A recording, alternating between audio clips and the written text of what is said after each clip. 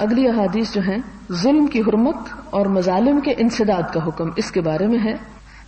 قرآن پاک میں اللہ تعالیٰ فرماتے ہیں ما للظالمین من حمیم ولا شفیع یطاع، کہ ظالموں کا نہ کوئی دوست ہے نہ اس کے لیے کسی کی سفارش مانی جائے گی، یعنی قیامت کے دن۔ وما للظالمین من نصیر، اور ایک جگہ پر آتا ہے وما للظالمین من انصار، کہ ظالموں کا کوئی مددگار نہ ہوگا۔ اس بارے میں کچھ احادیث ہیں، جس میں سے پہلی حدیث یہ ہے عن جابر رضی اللہ عنہ ان رسول اللہ صلی اللہ علیہ وسلم قال اتقوا الظلم فإن الظلم ظلمات يوم القيامة واتقوا الشح فإن الشح أهلك من كان قبلكم حملهم على أن سفكوا دماءهم واستحلوا محارمهم رواہ مسلم۔ جناب جابر رضی اللہ عنہ راوی ہیں کہ رسول اللہ صلی اللہ علیہ وسلم نے فرمایا ظلم سے بچو، کیونکہ ظلم قیامت کے دن عذابوں میں سے ہے، اندھیروں میں سے ہے۔ فإن الظلم ظلمات یوم القیامہ، اور بخل نہ کرو کیونکہ اللہ تعالیٰ نے غریبوں اور فقیروں کا حق جو ہے وہ امیروں کے مال میں رکھ دیا ہے۔ اگر وہ اس حق کو ادا نہیں کرتے تو اس کے نتیجے میں غریب سے غریب تر ہوتا چلا جاتا ہے، مجبور ہو جاتا ہے، اور ان کو جب بھوک ستاتی ہے تو پھر وہ امیروں کو لوٹنے لگتے ہیں اور اپنے لیے ان چیزوں کو حلال کر لیتے ہیں جو دراصل حرام تھی۔ اب قتل انسان حرام ہے، کسی کا مال لوٹنا حرام ہے، کسی کی عزت پہ ہاتھ ڈالنا حرام ہے، لیکن اس وجہ سے کہ بخل کرنے والوں نے بخل کیا تو اس کا نتیجہ یہ نکلا کہ جو لوگ اس مصیبت میں گرفتار ہو گئے، اس فتنے میں پڑ گئے، یعنی بھوک کے اور ناداری اور مفلسی کے، انہوں نے پھر حرام طریقوں سے اپنی ضرورت کو پورا کرنا چاہا، اور اس کے نتیجے میں بغض اور عداوت اور معاشرے کے اندر بدامنی اور کرپشن پھیلی۔ وعن ابی ہریرہ رضی اللہ عنہ ان رسول اللہ صلی اللہ علیہ وسلم قال لتؤدن الحقوق الى اهلها يوم القيامة حتى يقاد للشاة الجلحاء من الشاة القرناء رواہ مسلم۔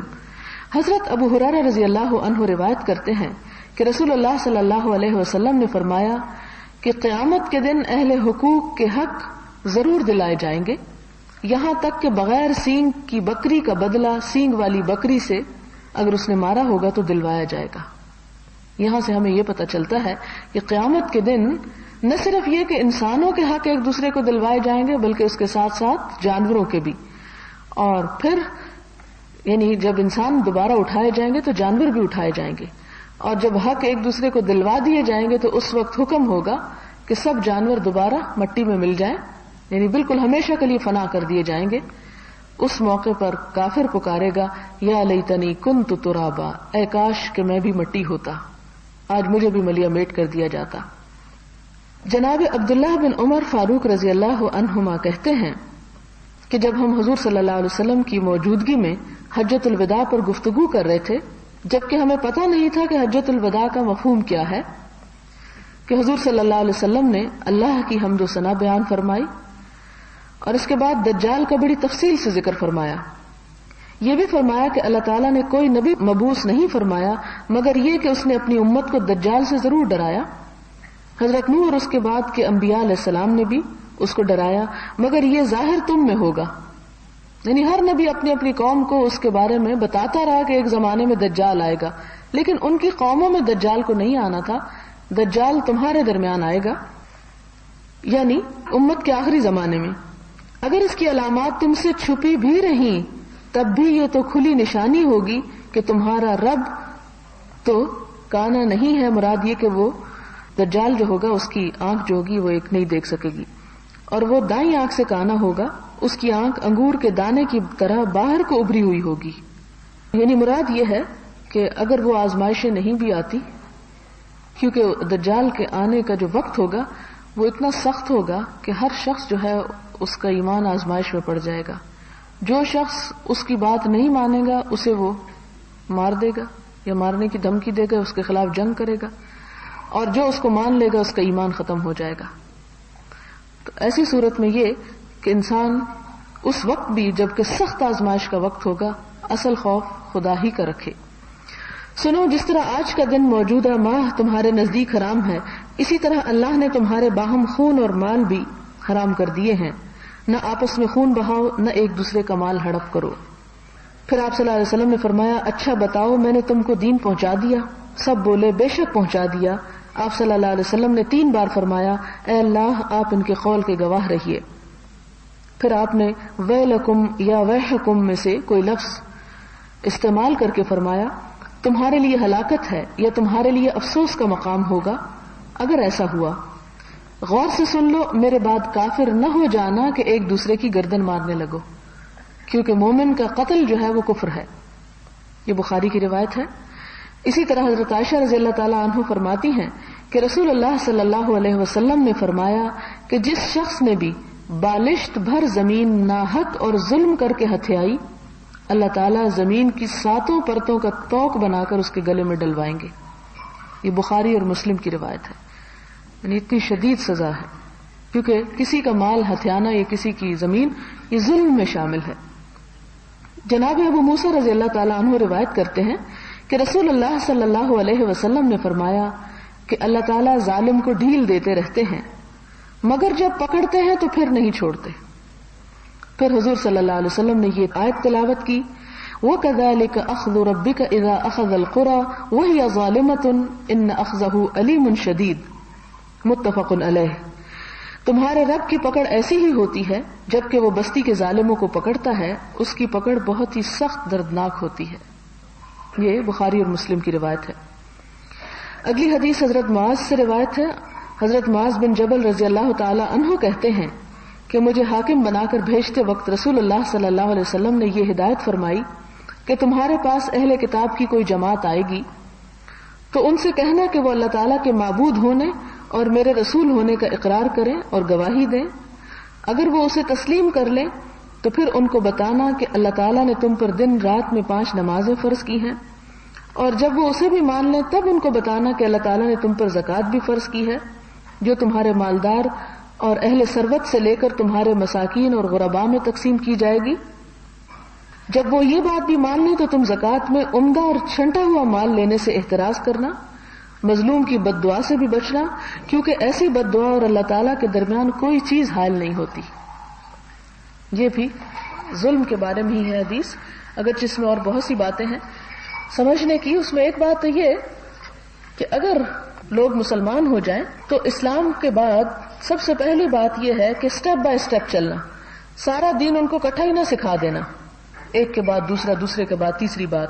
پہلی بات یہ کہ انہیں بتانا کہ اللہ تعالیٰ نے 5 نمازیں فرض کی ہیں۔ جب لوگ نمازوں کے پابند ہو جائیں تو پھر کہنا کہ زکوٰۃ ہے، اور پھر زکوٰۃ کے پابند ہو جائیں تو یاد رکھنا زکوٰۃ لیتے ہوئے عمدہ مال جو ہے وہ نہ لینا، ان کا جو وہ دینا چاہے وہی لے لینا۔ اور اس کے ساتھ یہ کہ اگر تم ان کا عمدہ مال چھیننے کی کوشش کرو گے تو ہو سکتا ہے کہ وہ تمہیں بد دعا دیں، اور کوئی ایسا کام نہ کرنا کہ جس سے تمہیں دوسروں کی بد دعا لگے، کیونکہ بد دعا اور اللہ تعالیٰ کے درمیان کوئی حجاب نہیں ہوتا، فوراً وہاں پہنچ جاتی ہے۔ یہ بخاری اور مسلم کی روایت ہے۔ جناب ابو حمید عبد الرحمن بن سعد ساعدی رضی اللہ عنہ روایت کرتے ہیں کہ رسول اللہ صلی اللہ علیہ وسلم نے قبیلہ ازد کے ابن رتبیہ نامی شخص کو وصولی صدقہ پر عامل بنا کر بھیجا۔ جب وہ صدقات وصول کر کے لایا تو کہنے لگا، یہ مال تو آپ کا ہے اور یہ وہ ہے جو لوگوں نے مجھے بطور ہدیہ دیا ہے۔ یہ سن کر آپ صلی اللہ علیہ وسلم ممبر پر تشریف لائے، حمد و ثنا کے بعد فرمایا، میں تم میں سے کسی کو کسی ایسے کام پر عامل بتاتا ہوں جو اللہ تعالیٰ نے مجھے سپرد فرمائے ہیں۔ وہ جب آتا ہے تو کہتا ہے یہ تو صدقہ کا آپ کا مال ہے اور یہ میرا مال ہے جو لوگوں نے مجھے ہدیہ دیا۔ اگر وہ سچا ہے تو ذرا اپنے ماں باپ کے گھر بیٹھ کر تو دیکھے کہ کون اس کو ہدیہ دیتا ہے۔ اللہ کی قسم، اگر کوئی شخص بغیر حق اور استحقاق کے کوئی چیز لے گا تو قیامت کے دن اللہ تعالیٰ سے اس کی ملاقات ایسی حالت میں ہوگی کہ وہ چیز اس کے اوپر لدی ہوئی ہوگی۔ میں تم میں سے کسی کو اس حال میں نہ دیکھوں کہ وہ اللہ سے بلبلاتا ہوا اونٹ، ڈکراتی ہوئی گائے اور ممیاتی ہوئی بکری اپنے اوپر اٹھائے ہوئے ملاقات کرے۔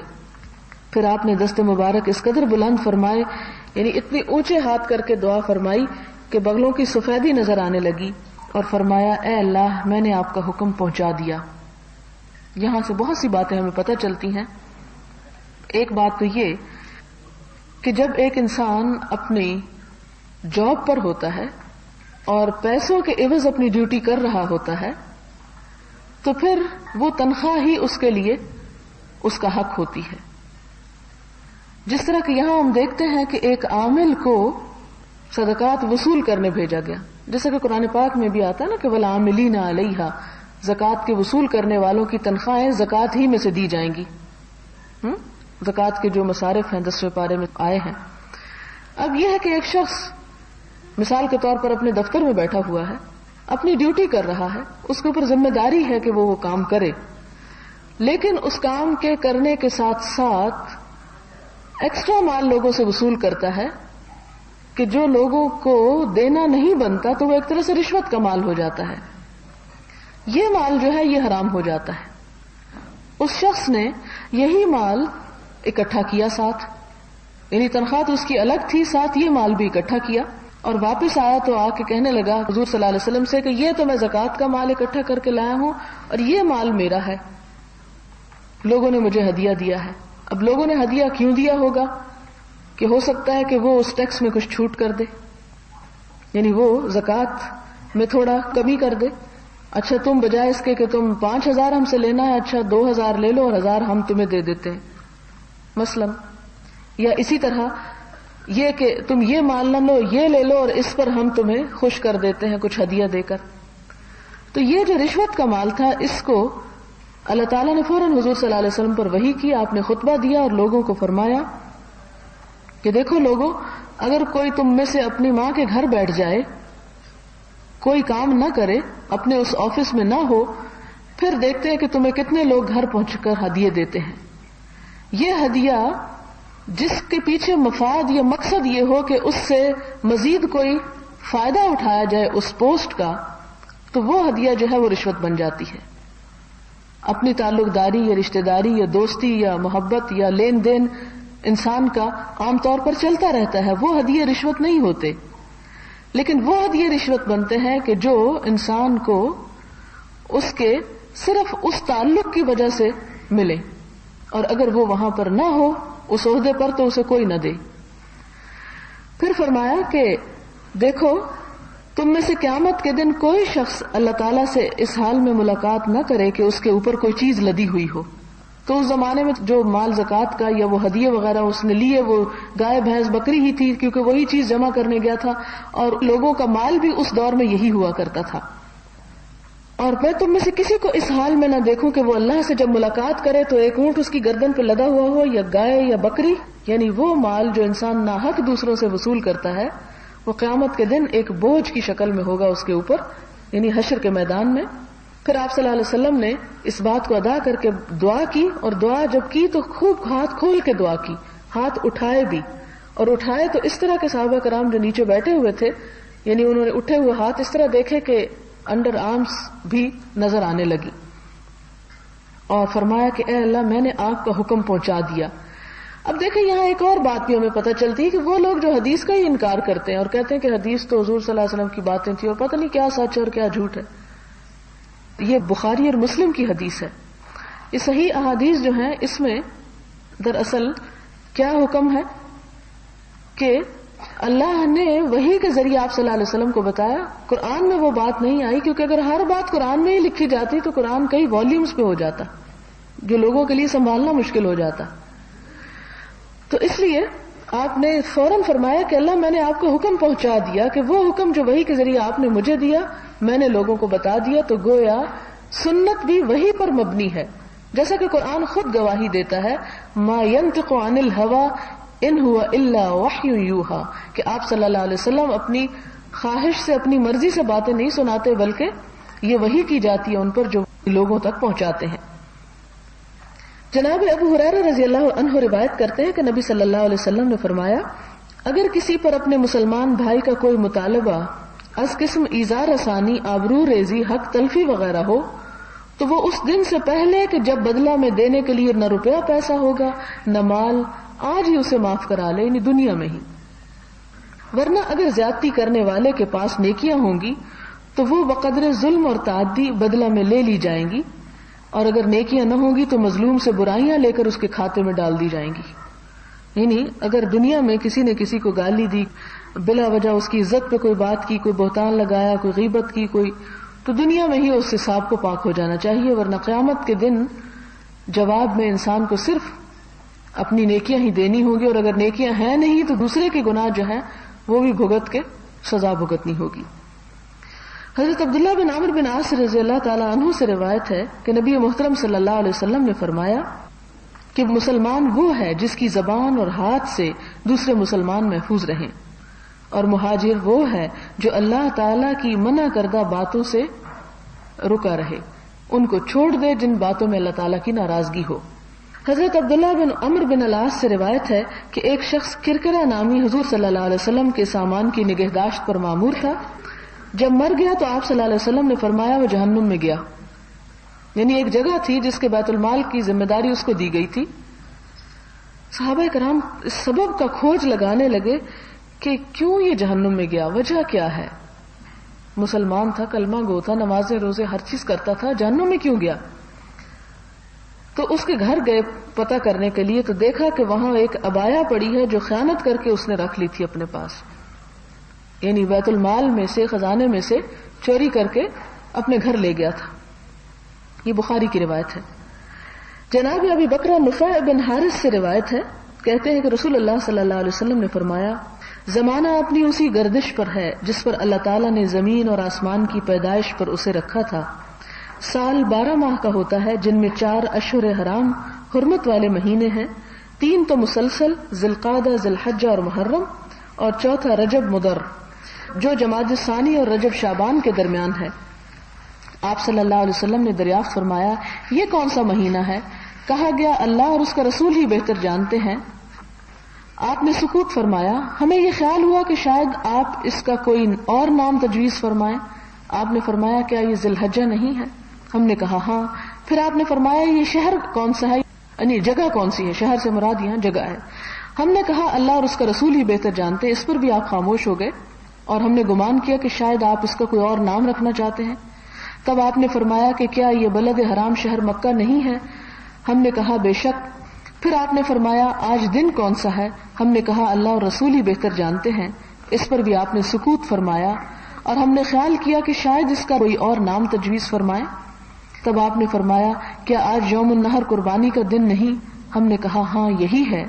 اس وقت آپ صلی اللہ علیہ وسلم نے فرمایا تمہارے خون، تمہارے اموال اور تمہاری عزت اور آبرو ایک دوسرے کے لیے اس دن، اس شہر، اس ماہ کی حرمت کی طرح حرام ہے کہ اس پر ظلم نہ کیا جائے. کس کس چیز پر؟ عزت و آبرو، مال اور خون. یہ 3 چیزیں دوسرے مسلمان کے لیے حرام ہے کہ وہ ان میں سے کسی مسلمان کو نقصان پہنچائے یا ظلم کرے. پھر فرمایا کہ عنقریب تمہارے رب سے تمہاری ملاقات ہوگی تو تم سے تمہارے اعمال کی پوچھ گچھ ہوگی. دیکھو میرے بعد ایک دوسرے کی گردن مار کر کافر نہ ہو جانا. اب پھر یہ دوبارہ حدیث آئی ہے، اور آج مسلمانوں کے اندر قتل کس طرح عام معاملہ ہو گیا ہے، اور پھر بھی اپنے آپ کو مسلمان کہتے ہیں. اور دیکھو جو موجود ہے وہ غیر موجود تک بھی یہ باتیں پہنچا دیں، کیونکہ ہو سکتا ہے کہ کوئی غیر حاضر ایسا نکل آئے جو سننے والے کی نسبت اس کو زیادہ یاد رکھے. پھر آپ نے فرمایا کیا میں نے پہنچا دیا؟ کیا میں نے پہنچا دیا؟ ہم نے عرض کیا جی ہاں. تب آپ صلی اللہ علیہ وسلم نے فرمایا اللہم اشہد، اللہ گواہ رہنا کہ جو تو نے مجھے دیے تھے احکامات وہ میں نے لوگوں کو پہنچا دیے. حضرت ابو امامہ ایاس بن ثعلبہ حارثی روایت کرتے ہیں کہ نبی صلی اللہ علیہ وسلم نے فرمایا جو شخص قسم کھا کر کسی مسلمان کا حق مارے تو اللہ تعالی جہنم اس کے لیے واجب اور جنت اس پر حرام فرما دیتے ہیں. ایک صحابی نے پوچھا یا رسول اللہ صلی اللہ علیہ وسلم اگر تھوڑی اور معمولی چیز ہو تب بھی؟ آپ صلی اللہ علیہ وسلم نے فرمایا خواہ پیلو درخت کی ٹہنی ہی کیوں نہ ہو جس سے مسواک نہیں بنتی، خواہ وہ ہی کیوں نہ ہو، اگر قسم کھا کے کسی کا مال تھا اور اس سے چھین لیا تو جنت حرام کر لی اپنے اوپر. حضرت علی بن عمیرہ رضی اللہ عنہ روایت کرتے ہیں کہ میں نے رسول اللہ صلی اللہ علیہ وسلم کو یہ فرماتے سنا کہ تم میں سے ہم کسی کو اگر کسی کام کے لیے عامل بنائیں، عامل یعنی گورنر یا ذمہ دار جو اس دور میں ہوتے تھے، اور وہ سوئی برابر یا اس سے زائد کوئی چیز چھپا لے تو یہ حرکت خیانت شمار ہوگی جو اسے قیامت کے دن لے کر آنی ہوگی. ایک سیاہ رنگ انصاری نے کھڑے ہو کر گویا یہ منظر میرے سامنے اور کہنے لگے یا رسول اللہ یہ خدمت مجھ سے واپس لے لیجئے. آپ نے پوچھا کیوں، کیا بات ہوئی؟ وہ کہنے لگا میں نے سنا ہے کہ آپ ایسا ایسا فرماتے ہیں. آپ صلی اللہ علیہ وسلم نے فرمایا وہ تو میں اب بھی کہتا ہوں کہ ہم کسی کو کسی کام پر اگر عامل بنائیں تو اسے تھوڑی بہت چھوٹی بڑی جو کچھ ملے وہ جو کہ تو لا کر حاضر کرنی چاہیے. اس میں سے جو اسے دیا جائے وہ لے اور جس سے منع کیا جائے اس سے باز رہے، یعنی جو اس کا حق نہیں خزانے میں سے لینے کا وہ نہ لے. حضرت عمر بن خطاب رضی اللہ تعالیٰ عنہ فرماتے ہیں کہ خیبر کے دن اصحاب رسول صلی اللہ علیہ وسلم میں سے کچھ افراد مقتول حضرات کا ذکر کر کے کہہ رہے تھے فلاں شہید فلاں شہید فلاں بھی شہید. ان کا نام سن کر حضرت صلی اللہ علیہ وسلم نے ارشاد فرمایا نہیں، ایسا ہرگز نہیں ہے، اس لیے کہ مجھے وہ ایک چادر یا عبا کے سبب جو اس نے خیانت کر کے رکھ لی جہنم میں دکھائی دے رہا ہے.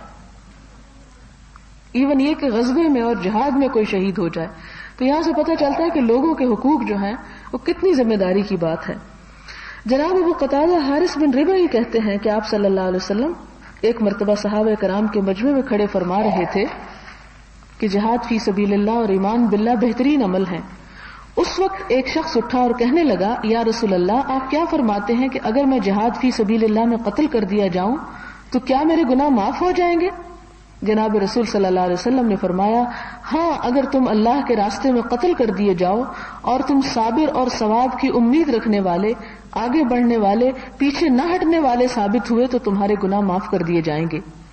اس کے بعد حضور صلی اللہ علیہ وسلم نے اس سے پوچھا تم نے ابھی کیا پوچھا تھا؟ وہ کہنے لگا کہ آپ کا کیا خیال ہے کہ میں اگر جہاد فی سبیل اللہ میں قتل ہو جاؤں تو کیا میرے گناہ معاف ہو جائیں گے؟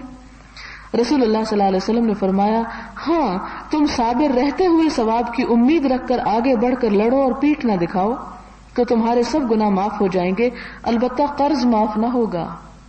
جبریل علیہ السلام نے مجھے یہی بتایا ہے. تو گویا شہید سے بھی قرض کا گناہ معاف نہیں اگر وہ یہ نیت لے رہا ہے کہ میں واپس نہیں کروں گا، ابھی تو اپنا مقصد پورا کرو. جناب ابو ہریرہ رضی اللہ عنہ نے روایت کی کہ رسول اللہ صلی اللہ علیہ وسلم نے فرمایا کیا تم جانتے ہو مفلس کون ہوتا ہے؟ صحابہ نے عرض کیا ہم تو اسے مفلس کہتے ہیں جس کے پاس نہ روپیہ پیسہ ہو نہ مال اسباب. آپ صلی اللہ علیہ وسلم نے فرمایا میری امت کا مفلس وہ ہوگا جس کے پاس قیامت کے دن نماز، روزہ، زکوٰۃ وغیرہ سبھی نیک عمل ہوگے، مگر دنیا میں اس نے کسی کو گالی دی ہوگی، کسی کو تہمت لگائی ہوگی، کسی کا مال ہڑپ کیا ہوگا، تو کسی کو ناحق قتل کیا ہوگا اور کسی کو مارا پیٹا ہوگا، تو اس کی نیکیاں ایسے سب متاثرین اور مظلوم لوگوں کو دے دی جائیں گی. پھر بھی ان کے حقوق کا پورا بدلہ ہونے سے پہلے اس کی نیکیاں ختم ہو گئی تو ان اہل حقوق کی برائیاں اور گناہ اس کے کھاتے میں ڈال دی جائیں گی، پھر اسے حوالہ جہنم کر دیا جائے گا. اب یہ اس شخص کا حال ہے کہ جو بڑے بڑے نیک عمل لے کر آئے گا لیکن حقوق العباد میں کمی کی ہوگی. حضرت ام المومنین ام سلمہ رضی اللہ تعالی عنہا فرماتی ہیں کہ رسول اللہ صلی اللہ علیہ وسلم نے فرمایا میں بھی انسان ہوں، تم اپنے مناقشات یعنی جھگڑے تصفیے کے لیے میرے پاس لاتے ہو اور تم میں سے بعض دوسروں کی نسبت زیادہ زبان آور اور باتیں بنانے والا ہوتا ہے، تو میں تو جو سنوں گا اسی کے مطابق فیصلہ کر دوں گا. تو اگر میں نے کسی کو اس کے بھائی کا حق دلوا دیا تو وہ سمجھ لے کہ میں نے اسے آگ کا ایک ٹکڑا کاٹ کر دیا ہے. کہ اگر کوئی شخص صرف زبان دانی کے زور سے ناحق مال ہتھیا لیتا ہے کسی کا تو وہ گویا آگ کا ٹکڑا ہے جو پکڑتا ہے. بخاری اور مسلم کی روایت ہے. اگلی حدیث بخاری کی ہے. جناب عبداللہ بن عمر رضی اللہ عنہما راوی ہیں کہ نبی صلی اللہ علیہ وسلم نے فرمایا کہ مومن اپنے دین میں گنجائش سے اس وقت تک بہرہ رہتا ہے جب تک وہ قتل ناحق کا مرتکب نہ ہو، یعنی اس کے باقی گناہ پھر بھی معاف کر دیے جائیں گے لیکن قتل کے بعد پھر وہ بڑی پکڑ میں آ جاتا ہے. جناب خولہ بنت عامر انصاریہ جو سید الشہداء حضرت حمزہ رضی اللہ تعالی عنہما کی بیوی ہیں روایت کرتی ہیں کہ میں نے رسول اللہ صلی اللہ علیہ وسلم کو یہ فرماتے ہوئے سنا کہ بہت سے لوگ اللہ تعالیٰ کے اموال میں ناحق من مانا تصرف کرتے رہتے ہیں، قیامت کے دن ان کے حصے میں آگ ہوگی. اللہ تعالیٰ اس سے محفوظ رکھے. وآخر دعوانا الحمدللہ رب العالمین. پچھلے ہفتے بھی میں نے آپ سے بات کی تھی کہ کھڑے ہو کر کچھ نہیں کھائیں پیئیں گے. اس دفعہ میں پھر یاد دہانی کرا دیتی ہوں. اس میں مسلم کی ایک حدیث ہے. حضرت انس رضی اللہ تعالیٰ عنہ سے روایت ہے کہ رسول اللہ صلی اللہ علیہ وسلم نے کھڑے ہو کر پانی پینے سے منع کیا. اب تو یہ میڈیکلی بھی یہ کہا جاتا ہے نا کھڑے ہو کر پینے سے جوڑوں کی تکلیف شروع ہو جاتی ہے، لیکن ایمان کا تقاضا تو یہ ہے کہ رسول اللہ صلی اللہ علیہ وسلم کی بات نمبر 1 ہو اور ڈاکٹرز کی نمبر 2، جو کہ کل کو پھر بدل سکتی ہے تھیری. لیکن ہم ان کی جو بدلنے والی باتیں ہیں اس کو نمبر 1 رکھتے ہیں اور رسول اللہ صلی اللہ علیہ وسلم کی بات کو نمبر 2. تو یہ حضور صلی اللہ علیہ وسلم نے کھڑے ہو کر پانی پینے سے منع کیا. قتادہ نے کہا ہم نے کہا اور کھڑے ہو کر کھانا کیسا ہے؟ انس نے فرمایا یہ تو اور بھی زیادہ برا ہے، یعنی گویا اللہ کے رسول صلی اللہ علیہ وسلم کی نافرمانی ہے. یہ مسلم کی حدیث ہے اور صحیح حدیث ہے. اسی طرح حضرت ابو ہریرہ سے روایت ہے کہ رسول اللہ صلی اللہ علیہ وسلم نے فرمایا تم میں سے کوئی شخص کھڑے ہو کر پانی نہ پیے اور جو بھول کر پی لے اسے چاہیے کہ کہہ کر دے، یعنی ایسا جرم کمایا اس نے. مگر ہمارے ہاں کایا ہی پلٹ گئی ہے کہ فیشن کے نام پر ہم کھڑے ہو کر جانوروں کی طرح کھاتے ہیں. یہ میں اپنے پاس سے نہیں کہہ رہی، جانوروں کی طرح کھاتے ہیں. قرآن پاک میں اللہ تعالیٰ فرماتے ہیں کہ یأکلون کما تأکل الانعام، وہ اس طرح کھاتے ہیں جیسے جانور کھاتے ہیں، اور جانور بےچارے مرغی بلی بکری موسٹلی کھڑے ہو کے ہی کھاتے ہیں. تو جانوروں سے انسان کے کھانے کی تشبیہ اور کس طرح دی جا سکتی ہے؟ ظاہر ہے کہ انسان جانوروں والا کھانا تو نہیں کھاتا، طریقہ ہی مراد ہو سکتا ہے. تو اس لیے ہمیں اس فیشن کو بدلنے کی ضرورت ہے. اگر کوئی چھوٹی موٹی بات ہوتی تو شاید میں آپ کو اگنور کر جاتی اور نہ بتاتی، لیکن یہ معاملہ چونکہ روزہ بھی ہے اور نہ بھی ہو روزہ تب بھی ہمیں ان باتوں کو جو اللہ کے رسول صلی اللہ علیہ وسلم نے ہمارے ہی بھلے کے لیے، ظاہر ہے کہ اگر ہم کھڑے ہو کے پیئیں بیٹھ کے پیئیں آپ کو کیا فرق پڑتا ہے؟ آپ کو تو اس میں کوئی نقصان نہیں، نہ اللہ کا نقصان ہے نہ اللہ کے رسول صلی اللہ علیہ وسلم کا کوئی نقصان ہے. اصل میں ہمارا ہی کوئی نقصان تھا جس کی وجہ سے انہوں نے ہمیں روکا اور ہمیں ادب اور اخلاق اور تمیز سکھائی. تو ہمیں چاہیے کہ اگر ہم واقعی رسول اللہ صلی اللہ علیہ وسلم سے محبت کرنے والے ہیں تو اس بات کا اہتمام کریں. ہاں اگر کوئی مجبوری ہو کہ جگہ ہو ہی نہ بیٹھنے کی تو پھر تو ٹھیک ہے، انسان پھر کھڑا ہو جائے کہ اس کو کھانا تو ہے ہی. لیکن اگر جگہ ہو اور انسان جان بوجھ کر یہ صرف اس بات سے کہ ہائے شرم آتی ہے لوگ کہیں گے کہ مولویوں کی طرح بیٹھ کے کھا رہے ہیں، تو پھر دین کا مذاق صرف مولوی کے نام پہ نہ اڑائیں.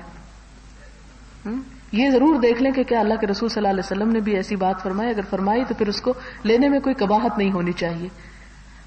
سبحان اللہ وبحمدہ عدد خلقہ ورضا نفسہ وزنۃ عرشہ ومداد کلماتہ. سبحان اللہ العظیم. اللہم صل علی محمد وعلی آل محمد کما صلیت علی ابراہیم وعلی آل ابراہیم انک حمید مجید. اللہم بارک علی محمد وعلی آل محمد کما بارکت علی ابراہیم وعلی آل ابراہیم انک حمید مجید. ربنا آتنا فی الدنیا حسنۃ وفی الآخرۃ حسنۃ وقنا عذاب النار. ربنا لا تزغ قلوبنا بعد إذ هديتنا وهب لنا من لدنك رحمة إنك أنت الوهاب.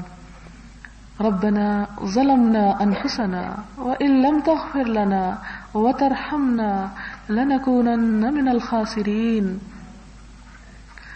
ربنا هب لنا من أزواجنا وذرياتنا قرة أعين واجعلنا للمتقين إماما. يا حي يا قيوم برحمتك نستغيث.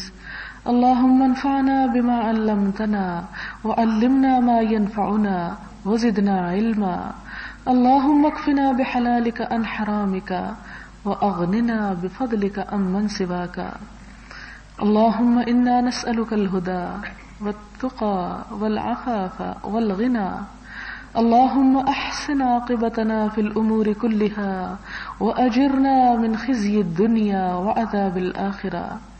اللهم لا مانع لما أعطيت ولا معطي لما منعت ولا ينفع ذا الجد منك الجد. اللهم إنا نعوذ بك من جهد البلاء ودرك الشقاء وسوء القضاء وشماتة الأعداء. اللهم إنا نسألك العافية في الدنيا والآخرة. اللهم إنا نسألك العفو والعافية في ديننا ودنيانا وأهلنا ومالنا. اللهم استر عوراتنا وآمن روعاتنا. اللهم احفظنا من بين أيدينا ومن خلفنا وعن أيماننا وعن شمائلنا ونعوذ بعظمتك أن نغتال من تحتنا. یا حی یا قیوم برحمتک نستغیث. وآخر دعوانا ان الحمد للہ رب العالمین. سبحانک اللہم وبحمدک نشہد ان لا الہ الا انت نستغفرک ونتوب الیک. والسلام علیکم ورحمۃ اللہ وبرکاتہ.